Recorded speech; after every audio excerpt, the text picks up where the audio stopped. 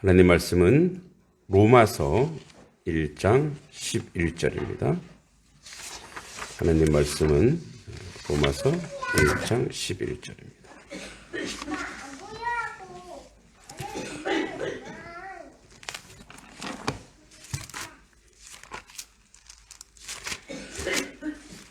자, 로마서 1장 11절의 말씀. 우리 말씀 한 절이니 같이 한번 읽어보겠습니다. 같이 읽습니다. 시작. 내가 너희 보기를 간절히 원하는 것은 어떤 신령한 은사를 너희에게 나누어 주어 너희를 경고하게 하려 함이니. 아멘. 우리 밖에 나가니까 벌써 여름 같아요. 여기 예배당이 시원하더라고요. 예, 높아서 그런 것 같아요. 그죠? 누가 그러더라고요. 이 천장이 높으면 창의력이 뛰어나대. 예, 창의력이. 우리 주성이가 창의력이 뛰어나서 저렇게 외치는 거예요. 이해하시기 바랍니다. 우리 앞뒤 옆사람 인사하겠습니다. 잘 오셨습니다. 건강하십시오. 네, 샬롬입니다. 네. 네. 네. 자, 6.25 전쟁 때, 이제 막 전쟁 전에, 이제 북쪽이, 우리 기독교인들이 상당히 많았죠. 북쪽에. 그리고 북쪽에 있는 교회들이 남한으로 내려와서 남쪽에 이제 기독교가 많이 부흥하게 됐는데, 서울에 있는 큰 교회들은 다 북에서 내려온 공동체들이죠. 근데 이제 북쪽에 믿음 좋은 이제 6.25 북한 고위 간부의 부인이 원래 이 사람들이 믿던 사람인데 공산주의가 오면서 이 사람이 이제 북쪽에 아주 고위 간부가 됐어요. 근데 공산주의 입장에서는 종교는 아편이거든요. 그러니까 이제 남편이 이 부인이 너무 신앙이 좋아서 그렇잖아. 또 이제 이혼하기도 그렇고, 예? 그렇다고 이제 자기가 거기서 그걸 하면 또 죽잖아요. 그럼 맨날 여보, 믿어도 좀 조용히 믿으라고. 응? 살살 믿으라고.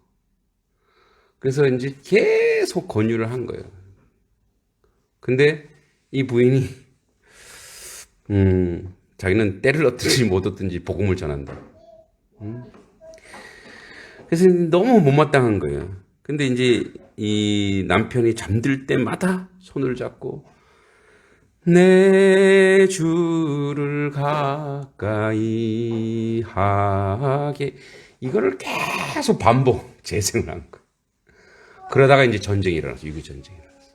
그리고 이 남편은 전쟁터에 나갔다가 이제 포로가 됐어요. 거제도. 근데 거기서 전쟁의 포로가 되고 나니까 이 전쟁에 참 부질없다라는 그런 걸 느끼면서 부인이 생각나는 거예요. 그래서 이제 그런 고민하에 있는데 미군 장교가 딱 오더니 여기 기독교인이 있으면 손들라 그러더래요. 북한 사람들이 기독교인이니까 거의 없잖아요. 다 공산주의자들이니까. 근데 이제 이분이 손을 들었어요. 근데 테스트를 하는 거예요. 아는 찬송가 불러보십시오. 그렇죠? 부인이 맨날 내 주를 하니까 석방. 왜냐하면 이제 이 사람은 공산주의자가 아니다. 믿음이 있는 사람이다. 뭐 그런 일화가 있습니다. 오늘 제가 로마서를 이제 우리 데살로니가 전서하고 데살로니 후서로 가지 않고 로마서로 간 데는 이유가 있습니다. 저는 여러분들에게 설교를 할 때 대단히 중요하게 여기는 게 하나 있습니다. 예수의 복음인가? 균형이 맞는가? 그리고 이것이 성도들의 삶의 능력으로 나타나는가? 근데 이거는 저한테 적용하는 거예요. 그래서 여러분 잘 보시면 반드시 복음선언 하나 제가 설교하고 있어요. 수요일 날 마태복음을 하고 있죠. 그리고 구약 성경을 또 하고 있습니다. 그죠? 그래서 창세기를 하고 있죠. 그리고 서신서를 했었어요. 서신서를 주일 오전에 서신서를 했었죠. 그리고 로마서도 서신서예요. 근데 여러분 마태, 마가, 누가, 요한 사복음서 앞에 복음서 4개가 있죠. 근데 왜 마태복음을 1등으로 제일 앞에 놨을까? 신약 성경에서. 제가 한번 얘기한 적이 있어요. 구약 성경과 신약 성경의 다리 역할을 해서 마태복음을 거기다 넣어놨어요. 마태복음은 마태가 유대인을 향해서 쓴 복음서예요. 그래서 마태복음에는 구약 성경 얘기가 엄청나게 나와요. 구약의 인물도 나오고. 그래서 뭐예요? 유대인들에게 복음을 전하는 게 마태복음이에요. 그런데 이제 사복음서, 복음서는 예수님의 삶, 예수님의 일생을 담고 예수님의 어록을 담고 예수님의 담자고 해서 사복음서예요. 그죠? 또 복음서마다 또 특징이 있어요. 예, 나중에 복음서 할 때 얘기할게요. 그리고 나서 역사서라고 사도행전, 그러니까 복음을 전하는 역사, 사도 바울을 통한 이제 예수의 제자를 통한 사도행전이 있고 그 다음에 첫 번째가 또 로마서예요. 그러니까 서신서의 또 1번이 로마서예요. 왜 그럼 또 로마서가 1번일까요? 선생님들이 제일 즐겨하는 게 뭔지 아세요? 지만 알고 학생이 모를 때 자기 자랑하는 거예요. 왜 그런지 아세요? 이렇게. 왜 그럴까요? 저는 아니까 이렇게 물어보죠. 로마서. 자, 여러분 다른 서신서들이 있어요. 우리가 했던 뭐 데살로니가 전후서, 고린도 전후서, 갈라디아서. 이거는요. 고린도 전후서는 고가 무슨 고자예요? 한자로 고가 무슨 고자예요? 한자는 아니지만 고통할 고자예요. 골치 아픈 교회가 고린도 교회예요. 싸우고 분열하고 나는 예수파, 나는 아볼로파. 이거 분열하는 아주 뭐 생각만 하면 고린도가 뭐 고가 그런 고는 아니지만 고린도라는 지역이 있지만 머리 싸매는. 그래서 그 문제를 해결하기 위해서 쓴 게 고린도전서예요. 갈라디아서. 갈라지네, 이게. 그죠? 쪼개지네. 갈라디아서도 이단 이 문제가 있어서 갈라디아서 썼던. 그러니까 모든 서신서, 그러니까 사도 바울이 그렇게 신약 성경을 많이 쓴 데는 이유가 있어요. 문제가 엄청나게 많았다는. 그러니까 사도 바울이 선교하면서 세운 교회마다 뭐가 있었다라는 거예요. 문제가 있었다라는 거예요. 그러니까 문제가 있기 때문에 신약 성경이 이렇게 풍성해진 거예요. 그러니까 도리어 그게 은혜인 거죠. 그죠? 근데 그 문제들이 우리에게도 있어요. 그러니까 뭐예요? 좋은 모델이 되고 또 타산지석이 되기 때문에 버릴 게 아무것도 없는 거죠. 주석이 소리 질러봐. 난 더 크게 소리 지를 거야. 누가 이기나 보자. 나는 마이크 있어. 자, 그러니까 보세요. 그런데 로마서는 사도 바울이 세운 교회가 아니에요. 로마서는 사도행전 2장에 성령의 은혜를 받고 이 사람들이 디아스포라들이 여러분 이제 사도행전 2장에 오순절날 왜 성령이 내렸냐? 오순절까지 예수님이 부활 승천하시고 거의 60여일 동안 계속 기도하고 기다리라 그랬어요. 왜? 언제? 오순절에 사람들이 저 이방에 있는 디아스포라들, 즉 흩어진 유대인들이 왔을 때 빵 터뜨리기 위해서. 왜? 우리도 사람이 많이 모이면 잔치 시작해야 되잖아요. 그죠? 그러니까 사람이 많이 모이는 거예요. 그래서 그 헬라인, 로마, 여러 소아시아 지방에 많은 사람들이 명절날 딱 모였을 때 그냥 성령을 꽝 때린 거예요. 성령. 그래서 이들이 17개국의 언어로 다 알아듣잖아요. 다 알아듣고 이들이 다시 돌아갔어요. 다시 돌아가는데 너무 은혜가 하나님의 역사를 보고 이 로마에 사는 사람들이 은혜를 받아서 자기들끼리 교회를 세웠어요. 그러니까 이거는 평신도 교회예요. 평신도 교회. 사실 여러분 우리가 평신도 이런 개념이 맞지 않습니다. 모든 성직이기 때문에 우리 모두가 성직이에요. 만인 제사장인데 물론 이제 부르심이 달라요. 저는 설교자로 부르심을 받았고 여러분 섬기는 자로 부르심을 받았기 때문에 다르지만 그래서 그들이 거기 가서 이제 전문적 신학적 전문이 없는 사람들끼리 모이다 보니까 뭐가 필요하겠어요? 균형이 필요해요. 균형이. 그러니까 막 이단이 막 득세하고 어디 좋다면 막 휩쓸려가고 그러니까 그래서 균형, 포괄성과 그러니까 통전성이라고 하는데 어려운 통전성. 그러니까 성경을 전체로 보는 구원의 메시지를 전체를 볼 수 있는 균형. 우리나라에서 여러분 이제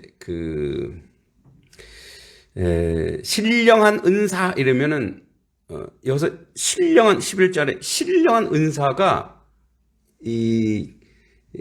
뭐랄까 이렇게 기능으로 오염이 됐어요.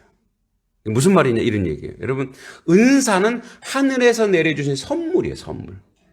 그런데 이제 은사를 뭐로 갔냐면 뭐 방언의 은사, 예언의 은사, 병 고치는 은사.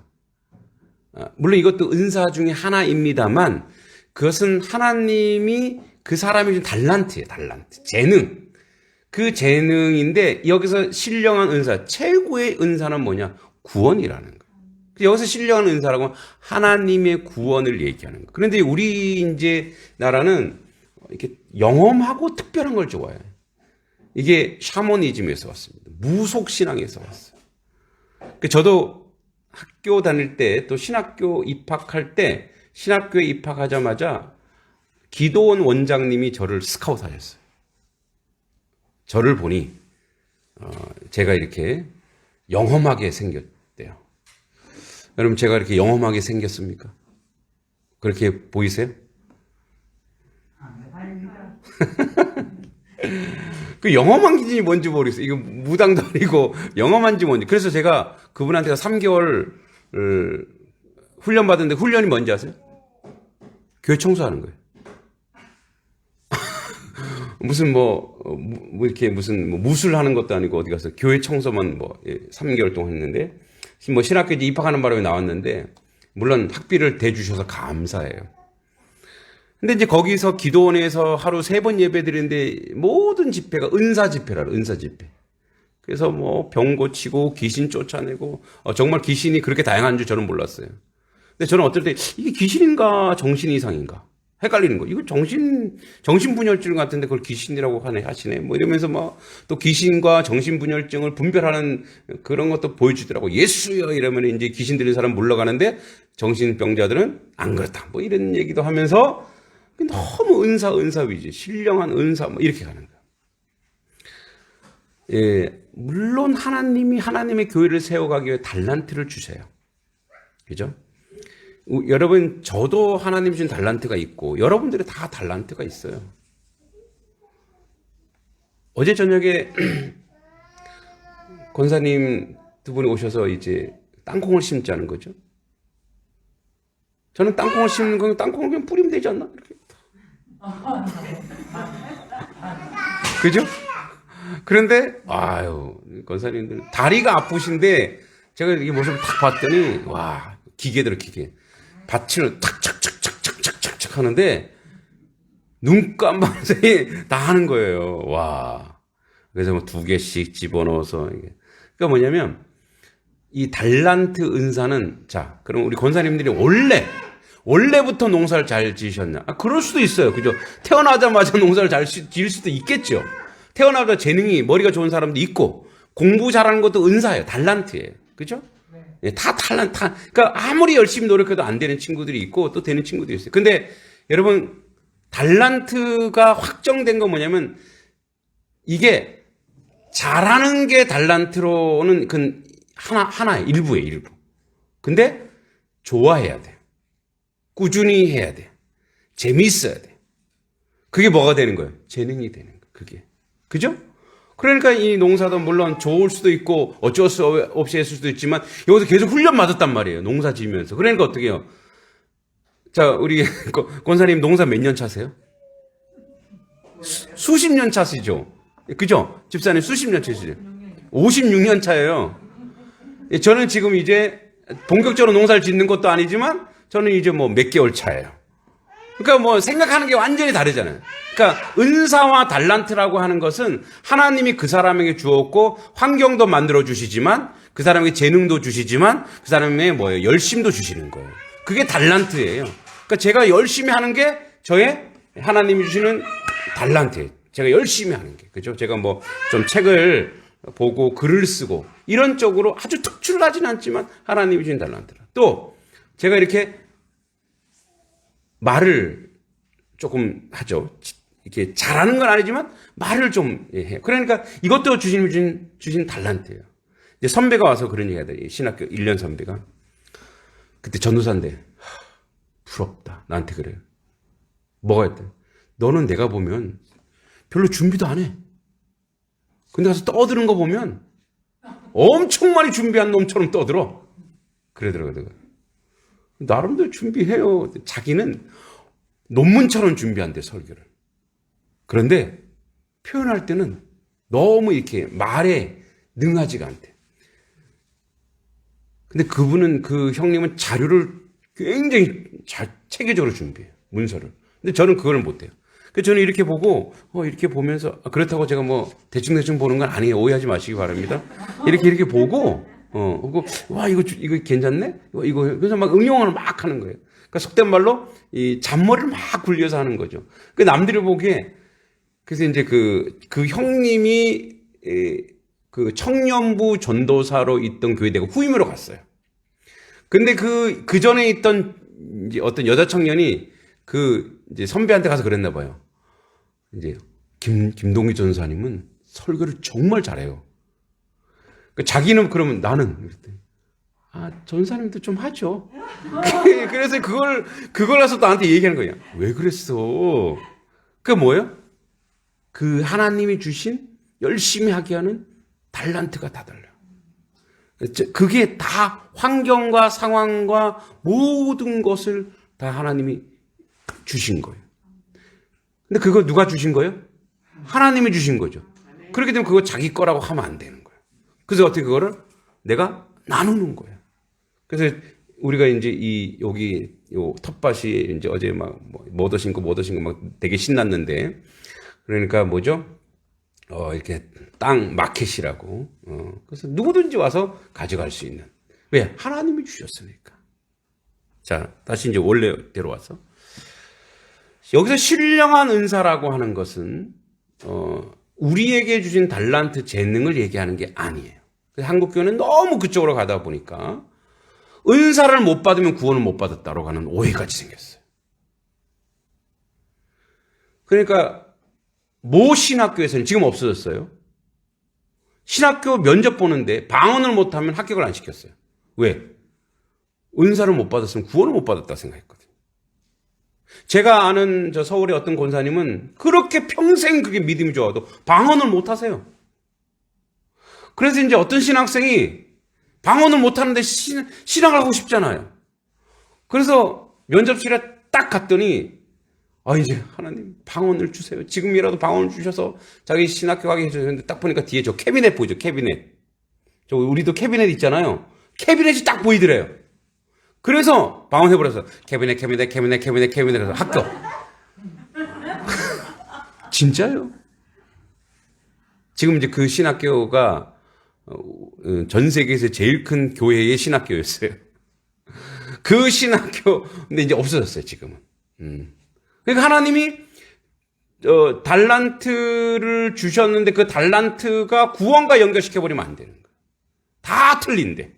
그리고 우리 신앙도 마찬가지예요. 이렇게 믿는 거야 라고 강요해서도 안 돼요. 여러분, 어떤 분은 기도 생활을 정말 기도를 많이 하고 기도해야 되는 걸 알지만 어떤 분은 기도를 이 자리가 아니라 다른 곳에서 기도할 수 있고 항상 뭐예요? 주님과 기도하는 내용과 방법이 틀릴 수 있잖아요.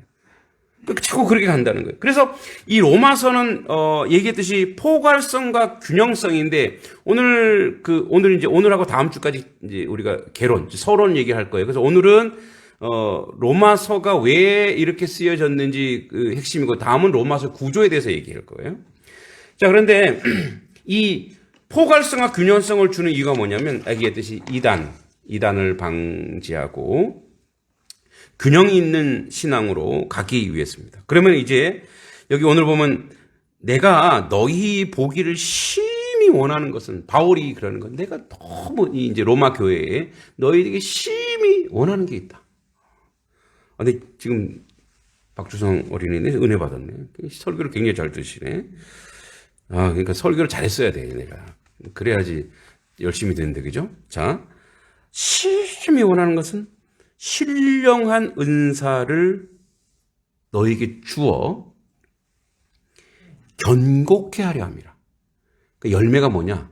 하나님의 은사는 우리를 견고하게 한다는 거예요. 반석으로 만들어주기 위해서라. 이 얘기예요. 자, 그래서 이제 오늘 그 얘기를 하는 거예요. 자, 그래서, 신령한 은사를 이제 우리가 그럼 바울이 나눠주는 건가? 신령한 은사를 너에게 나눠줘. 이 너에게 나눠주는 바울이 한다는 것이 아니라 바울이 그렇게 받은 것처럼 너희에게도 하나님의 성령이 구원의 선물을 주기를 원하노라. 이 얘기를 바울이 하는 거예요. 그래서 견고하게 한다고 하는 것은 흔들리지 않을 것이다. 어떤 이단이 와도, 어떠한 어떤 그 문화가 와도. 여기서 여러분 이단에 할 때는 이제 기독교적 이단만이 아니에요. 여러분 이것도 이단입니다. 세상적 지식도 이단이에요. 이 당시에 여러분 로마가 어떤 도시예요? 로마가 이제 저도 지금 로마인 이야기를 다시 한번 정독해 보려고 하는데, 이 로마가 지금도 로마의 문화의 영향은 우리의 문화 속에 그대로 남아 있어요. 예. 그 로마인들이 가지고 있는 삶, 체계, 예술 이런 것들이 지금도 쭉 남아 있어요. 그렇기 때문에 로마가 그 당시 최고의 도시인 로마에서 그들이 복음대로 살려면 필요한 것이 이제 이 로마서 안에 전체 있다라는 것을 설명해 주고 싶은 거예요. 여러분 오늘날 가장 강력한 이단은 뭔지 아세요? 신천지가 아니에요. 세상의 지식의 가장 강력한 지식은 과학주의예요. 과학주의. 과학은 하나님 주신 선물이에요.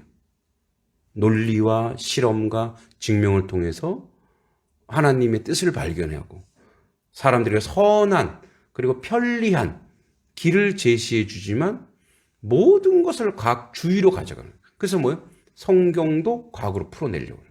그래서 저는 창조과학회를 그렇게 신뢰하지는 않습니다. 왜냐면 인생이 풀어낼 수 없어요. 여러분 아무리 과학이 발달을 하여도 사람 피를 만들 수가 없어요. 아무리 생물학이 발전해도 하나님 만드신 저 자연의 모든 열매를 만들어낼 수가 없어요. 그러니까 가장 강력한 이단, 인본주의, 휴머니즘. 1700년도에 이제 구교, 즉 로만 처치가 로만 카톨릭이 실수한 게 많아요. 잘못한 것도 많이 있습니다. 그럼에도 불구하고 그들의 중심은 하나님이 있었고 예수 그리스도가 있었어요. 마녀 사냥이나 이런 것들이 많이 있었기 때문에 질타를 받긴 하지만, 그래서 이제 그 종속의 자리에서 자유의 자리로 온다고 한 것이 이제 문예부흥이라고 하는 거대한 역사. 그래서 인간이 가진 주체의식, 인간이 주인이다. 그래서 휴머니즘, 인간의 사랑. 그렇게 주창하고 떠들었지만 그때부터 사람을 집단 학살하는 역사가 그때부터 시작됐어요. 여기서 인간애는 누구냐면 일부 백인들, 그 사람들 중심의 인간애인 거예요. 여러분 그러고 나서 노예 만들었죠. 그죠? 흑인들은 인종이 다르다고 해서 피부 색깔이 다르다고 해서 노예 만들기 시작하는 거잖아요.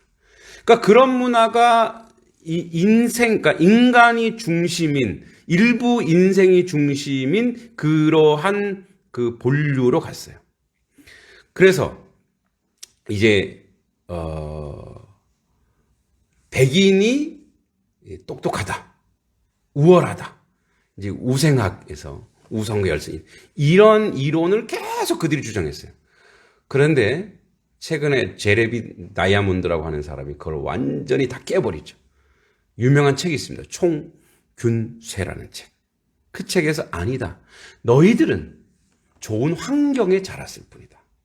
좋은 환경이 있었기 때문에 그런 문화, 기술, 과학이 발전돼. 근데 그거를 너희 것으로 착각하면 안 된다.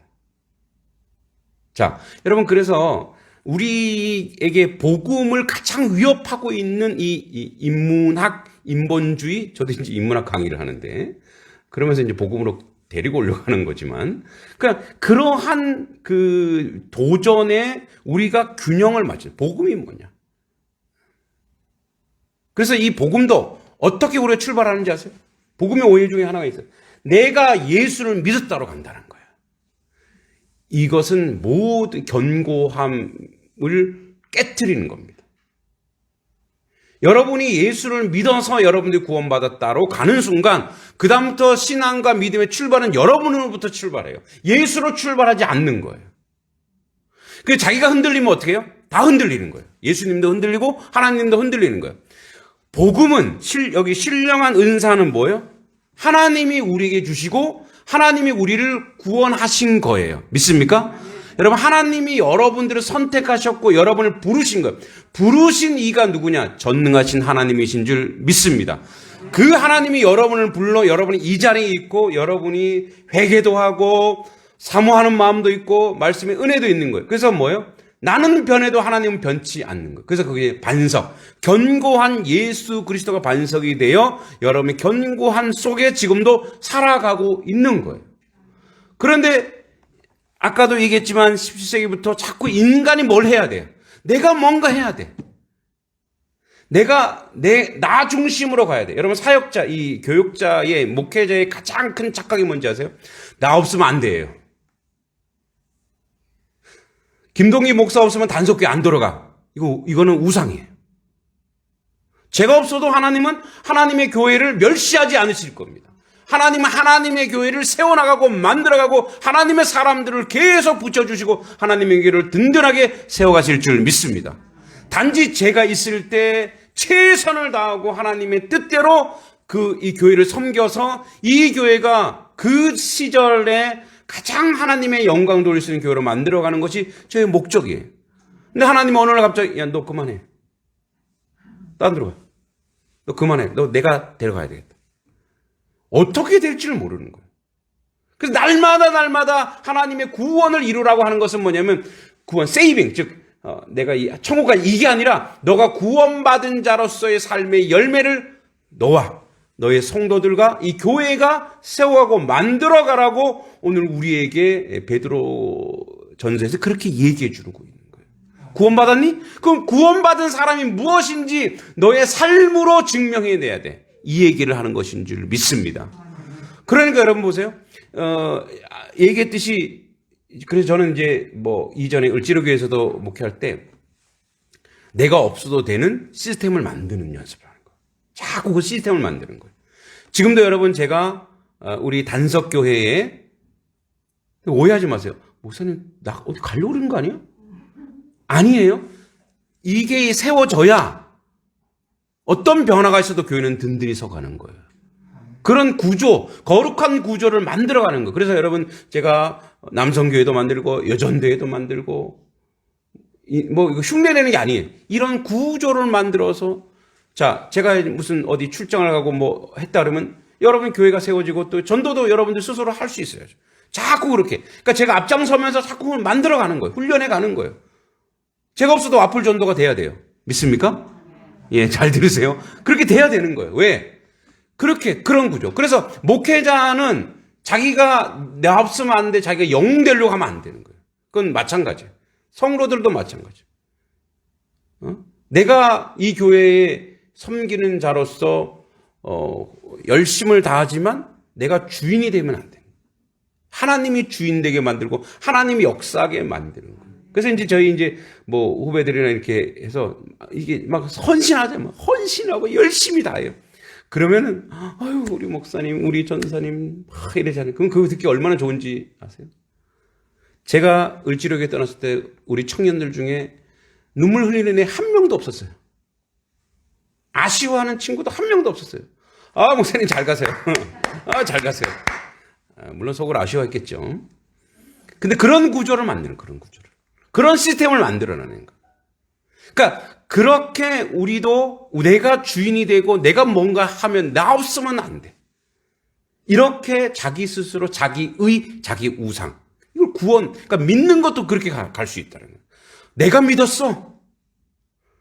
내가 헌금했잖아. 내가 열심히 했잖아. 나 없으면 안 돼. 아닙니다. 하나님은 하나님의 일을 합니다. 여러분, 이게 이제 구원의 구조에서, 여러분, 그래서 하나님이 나를 구원하셨고, 나를 지금도 훈련시키시고, 나를 만들어 가시고, 나를 하나님의 사람으로 세우시고 인도하여 가는 줄 믿습니다. 이게 로마서의 가장 핵심은 뭐냐면, 이제 이 당시에 여러 가지의 다른 이야기들이 있고, 거기 흔들리지 않기 위해서는 오직 하나님께서 이 모든 일을 하시고 지금도 인도하고 계시다. 그래서 이 신령한 은사, 즉 구원의 은사, 이 신령한 은사를 나도 받았다. 이제 너희들도 그 은사를 받아라. 그 은사를 받으면 그에게 뭐가 있느냐? 견고함이 있어. 좌로나 우로나 흔들리지 않고 오직 예수로, 그 예수의 삶으로 살아가는 놀라운 역사가 우리 가운데 있을 것이다라고 우리 향해 선포하시고 인도하시고 이끌어가는 줄 믿습니다. 여러분, 사람은 생각하는 게 다 달라요. 그래서 이제 그 원효라는 이제 아침부터 스님 얘기해서 죄송합니다만, 원효라고 하는 사람, 일체 유심조, 모든 것은 생각하기에 달랐다. 그래서 여러분 알죠? 해골바가지 물을 먹었는데, 그 갈증 날 때는 먹었더니 어때요? 드시고 싶죠?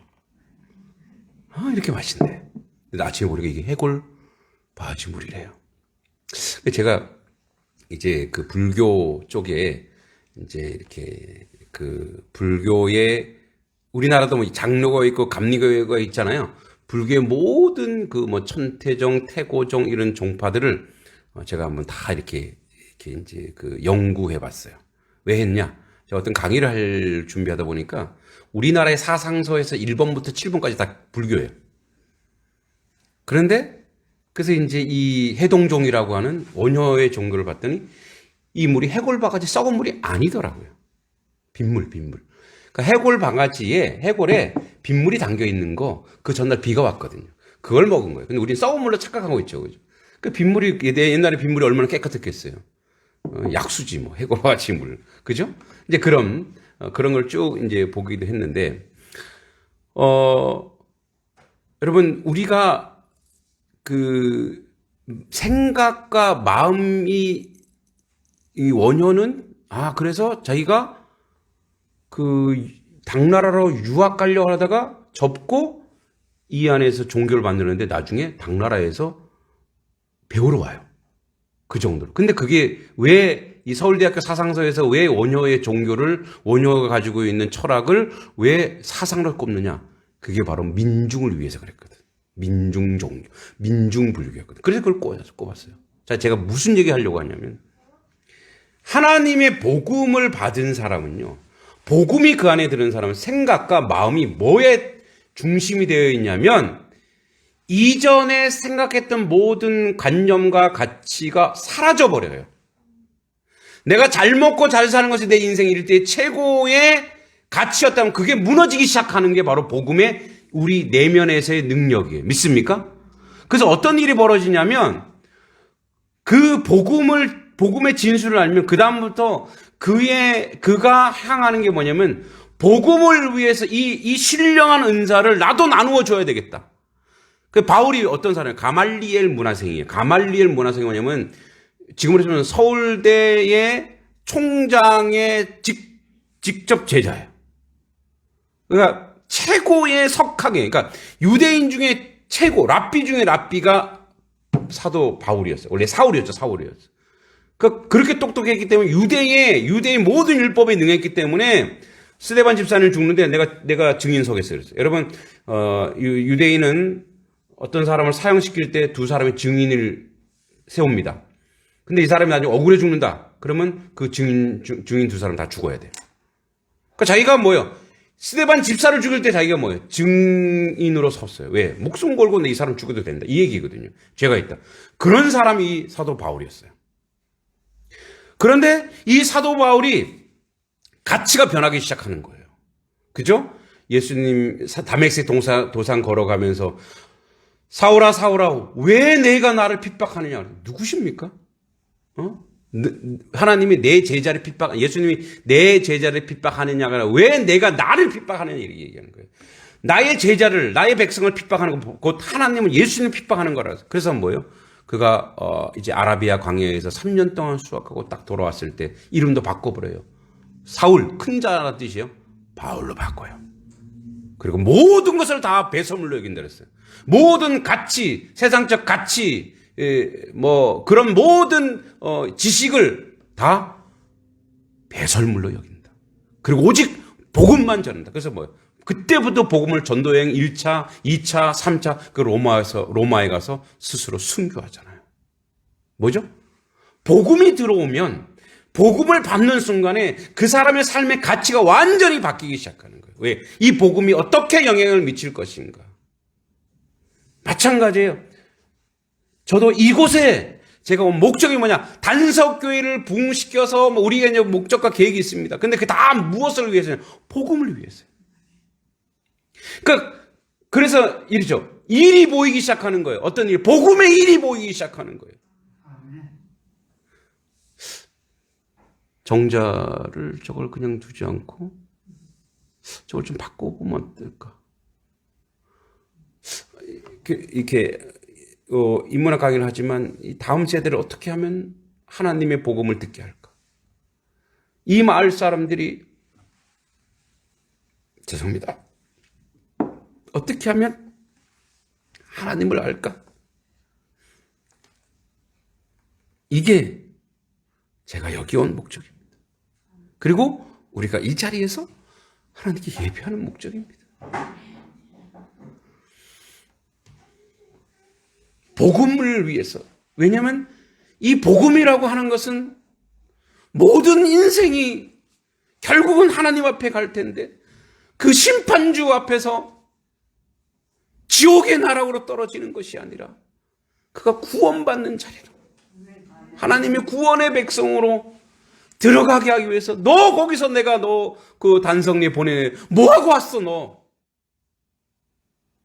자연을 즐기다 왔니? 그래 편히 살라고 내가 너 거기 보냈니? 하나님 백성 구원해내라고. 하나라도 더 신령한 은사를 나누어줘. 그들이 경고하고 그들이 기뻐하고 그들이 즐거워하는 자리로, 그들이 하나님을 아는 자리로, 하나님을 예배하는 백성으로, 하나님을 찬송하는 백성으로 만들어내는데 하나의 밀이 되고 썩어야 그게 우리의 사명이고 우리의 은혜인 줄 믿습니다. 그래서 복음이 우리 안에 들어오면 복음을 위해서 자기를 무너뜨립니다. 근데 그게 주책맞게 죄송합니다. 그게 제가 의가 있어서가 아니에요. 제가 잘나서가 아니에요. 하나님의 성령이 들어옵니다. 어제 결혼식 이제 저희 딸과 같이 갔어요. 딸의 이제 전사님께서 결혼하기 때문에 같이 갔는데 저한테 그러더라고요. 아빠 돈 잘 벌었다며. 근데 왜? 응? 왜 목사 됐냐고. 그래서 그랬죠. 내가 한 게 아니야. 근데 그렇게 살았으면 나는 죽었을 거야. 그런 식으로 인생을 살았어요. 물론 이렇게 학원 강사할 때도 그 친구들 데리고 수련회도 가고 복음도 나누고 해서 저는 거기에 만족했어요. 근데 하나님은 그걸 원치 않아요. 여러분 제가 지금 행복한 이유가 뭔지 아세요? 복음의 일을 하고 있고 복음을 전하려고 우리 성도들과 같이 애쓰고 노력하고 있고 여러분들 그 복음의 그 자리에 이 신령한 은사를 받아 여러분이 지금 날마다 견고해지고 있기 때문에 거기에 감사하고 거기에 행복한 거예요. 저에게 억만금을 주고 저에게 많은 왜 편히 살 수는 있지만 나중에 결국 우리는 어딜 가? 이 땅에서 영원히 산다면 저는 이 길 선택하지 않겠어요.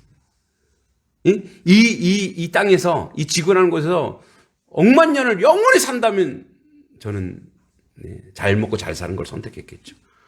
그러나